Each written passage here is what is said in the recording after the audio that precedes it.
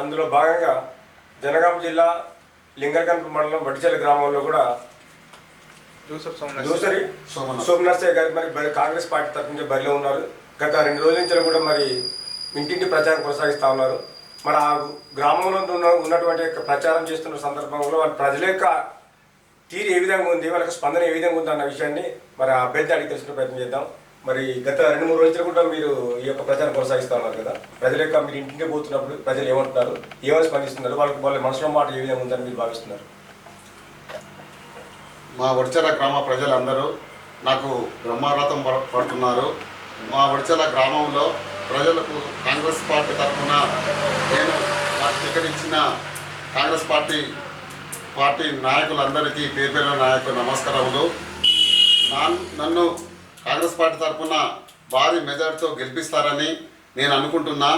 ఎందుకంటే నేను గతంలో చేసిన సీఎం రిలీఫ్ ఫండ్ చెక్కులే కానీ మరియు అంతో ఇంతో నేను గతంలో కొన్ని మా ఎమ్మెల్యే కడెన్సీ గారు చేసిన దగ్గర తీసుకుపోయి చిన్న సమస్యలే కానీ చిన్న పనులే కానీ సార్ దగ్గర పోయి సాల్వ్ చేసినాను. అదేవిధంగా మా వడ్డిచెల గ్రామంలో చిన్న సీసీ రోడ్లే కానీ మరియు అంతో ఇంతో ఆర్థికంగా నేను గతంలో చిన్న కార్యక్రమాల్లో పేదలకే కానీ కొన్ని యువతకే కానీ మన క్రీడలలో నాకు తోచిన విధంగా సహాయం సహకారం అందించినాను. ప్రతి సంవత్సరము ఒక సంక్రాంతి పండుగకు యూత్కు క్రికెట్ టోర్నమెంట్కు ఎంతో కొంత నేను సహకారం అందిస్తున్నాను. మరి ఇప్పుడు అంటే గతంలో జరిగినటువంటి అంశానికి మీరు అందించారు కదా, ఇప్పుడు మళ్ళీ మీరు బరిలోకి సర్పంచ్గా ఒకటి తెలిస్తే మీరు ప్రజలకు ఏం హామీస్తున్నారు, ఏం అభివృద్ధి చేయబోతున్నారు? నేను భారీ మెజార్టీతో నన్ను గెలిపిస్తే గ్రామ ప్రజలు నేను చేయబోయే పనులు, నేను గ్రామంలోని కొన్ని సమస్యలు చాలా ఉన్నాయి. అవి ఏమిటంటే ఒకటి డ్రైనేజ్ చాలా పెద్దగా ఉన్నది ఆ సమస్య. రాబోయే రోజుల్లో ప్రతి వాడకు పోయినా కానీ డ్రైనేజ్ సమస్య చాలా ఉంది ఎక్కడ పోయినా. ఎందుకంటే గతంలో మన తెలంగాణ ప్రభుత్వం గత 10 సంవత్సరాల నుంచి డ్రైనేజ్ సమస్యను పట్టించుకోలేదు. కాబట్టి ఈసారి మాకు డ్రైనేజ్ సమస్య పెద్దగా ఉన్నది. దాంతోపాటు కొన్ని ఎస్సీ వాడలలో సీసీ రోడ్లు చాలా వాడలు ఉన్నాయి, అవి నేను పూర్తి చేస్తానని అంటున్నాను. రాష్ట్రం దగ్గర బడ్జెట్ లేదంటే ఎట్లా సాధిస్తారు? మా రేవంత్ రెడ్డి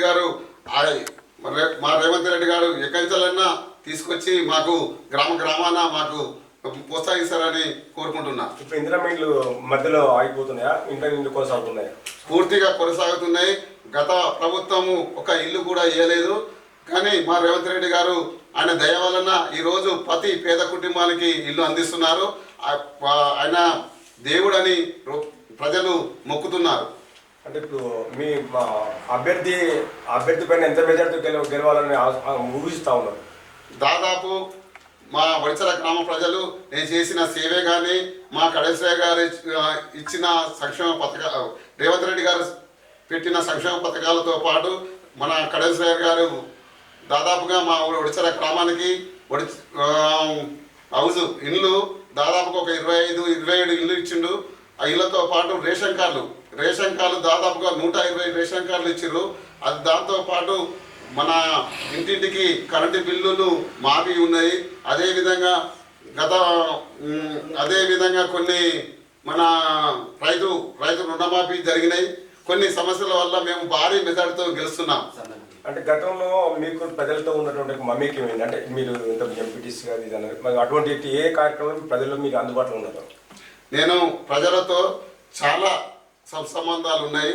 ఎందుకంటే నేను పేద కుటుంబం నుంచి నేను వచ్చినా కాబట్టి మేము పేద కుటుంబమో మాది. ఆ పేదలను కొద్దిగా ఆర్థిక బాధలు ఉంటే నేను ఆదుకున్నాను. వాళ్ళను ఎంతో కొంత ప్రోత్సహించి నేను చదువుకునే పిల్లలను ప్రోత్సహిస్తున్నాను. అదేవిధంగా కొన్ని మన సార్ వలన కొన్ని చిన్న పనుల వల్ల నేను ముందుకు తీసుకువెళ్తున్నాను ప్రజలను. మీ వెనక గ్రామ ప్రజలు మొత్తం ఉన్నారని భావిస్తున్నారా? నేను పూర్తిగా భావిస్తున్నాను. అందరూ నాకు బ్రహ్మరథం పడుతుంటే ఇంటింటికి పోతా అంటే నేను ప్రతి ఒక్కరూ నన్ను చూసి నన్ను ప్రోత్సహిస్తుంటే నేను ఖచ్చితంగా ఒక భారీ మెజార్టీతో గెలుస్తుందని అనుకుంటున్నాను. సరే. మీరు మీ సర్పంచ్ అభ్యర్థికి ఏ విధంగా సపోర్ట్ చేస్తున్నారు? నేను గత మాజీ సర్పంచ్, నా పేరు కడాల కృష్ణ. నేను గతంలో కూడా అత్యధిక మెజార్టీతో మా కాంగ్రెస్ పార్టీ గెలిపించిన తర్వాత నెల రోజుల్లోనే టీఆర్ఎస్లో పోతే ఎలాంటి అభివృద్ధి చేయలేక, ప్రజలకు సేవ చేయకపోయినా, ఏమున్నా గ్రామ పంచాయతీ నిధులతో చిన్న సీసీ రోడ్లు పోసినా, అంతేగాని మన రాజయ్య గారు ఆయన సీఎం ఆయన ఫండ్ నుంచి ₹1 కూడా మా గ్రామానికి ఇవ్వలేదు. కాబట్టి కొన్ని సమస్యలు ఉన్నాయి. ఈ ప్రజాపాలన వచ్చిన 2 సంవత్సరాల నుండే ప్రభుత్వం అందిస్తున్నా కానీ ఇప్పుడు ఎస్సీలలో కూడా సీసీ రోడ్లు పూర్తయినాయి. దాదాపు 90% సీసీ రోడ్లు పూర్తయినాయి. ఏమున్నా ప్రధానంగా డ్రైనేజ్ సమస్య ఉంది. ఆ డ్రైనేజ్ సమస్య సోమనాథ్ సాయి గెలవగానే అత్యధికంగా గెలిపించుకున్నాం. రాష్ట్రంలో కూడా 330 కోట్లు నిధులు కేంద్రం ఇవ్వాల్సిన బడ్జెట్ ఇంక ఇవ్వలేదు. ఆ గ్రామానికి రాగానే అండర్ గ్రౌండ్ డ్రైనేజీలు ఖచ్చితంగా పూర్తి చేస్తామని ఖచ్చితంగా మీకు హామీ ఇస్తున్నాం ప్రజలకు. మరి ఇక్కడ చిట్టుకుల వెంకటేశ్వర స్వామి గారు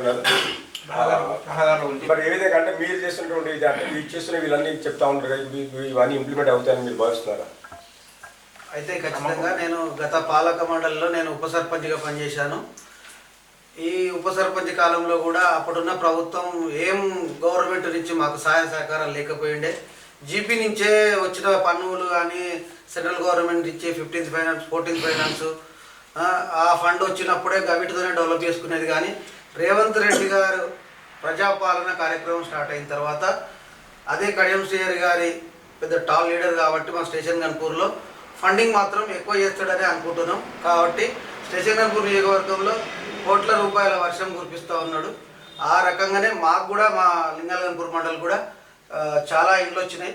ఆ రకంగానే మాకు దగ్గర ₹1,50,00,000 ఇందిరా ఇళ్ళు వచ్చినాయి, రేషన్ కార్డ్స్ వచ్చినాయి.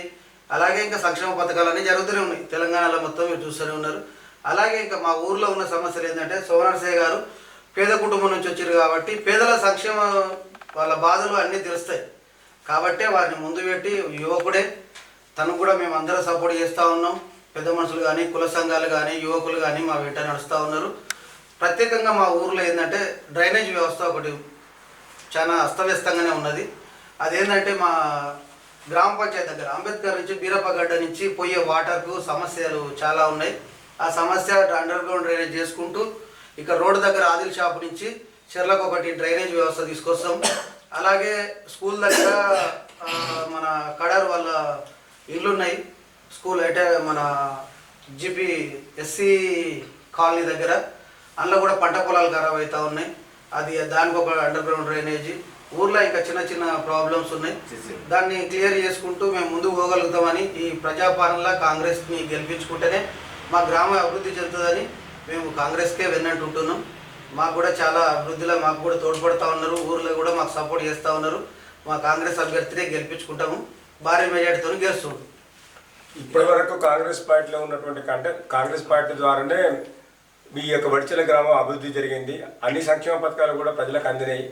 మరి ఈ యొక్క కాంగ్రెస్ పార్టీ ఇంకా 3 సంవత్సరాలు ఉంది కాబట్టి రాష్ట్ర ప్రభుత్వం అంటే మనకు ఉన్నటువంటి రేవంత్ రెడ్డి కూడా మరి ఈ యొక్క గ్రామాలకు కూడా మరి ఫండ్స్ కానీ, అభివృద్ధి కార్యక్రమం కానీ, సంక్షేమ కార్యక్రమం కానీ ముందస్తుగా ఉంటున్నారని చెప్పి వారికి అభిప్రాయం చేస్తూ ఉన్నారు. తప్పకుండా వడిచెల గ్రామంలో కాంగ్రెస్ పార్టీని గెలిపిస్తారు.